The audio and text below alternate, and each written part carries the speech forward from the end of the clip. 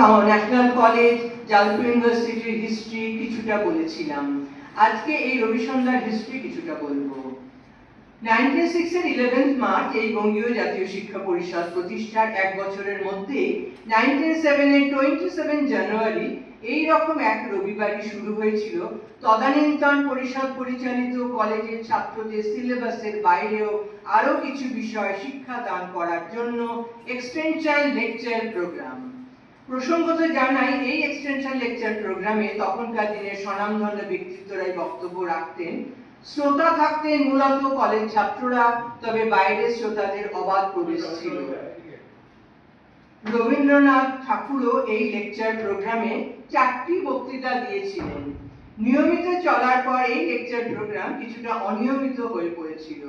পরবর্তীকালে 1991 সালে আবার নিয়মিতভাবে এই লেকচার প্রোগ্রাম রবি সন্ধ্যা নাম নিয়ে শুরু হয়েছে। তবে কোভিড-19 প্যান্ডেমিকের সময় 93টি রবিবার এই অনুষ্ঠান বন্ধ ছিল। এখন আবার নিয়মিতভাবেই চলছে। এইবারে আসি আজকের বিতর্কের বিষয়ে। আজকের বিতর্ক, in the opinion of the house, semester system of education is good for students. ছাত্রছাত্রীদের পড়াশোনার ক্ষেত্রে সেমিস্টার পদ্ধতি ভালো।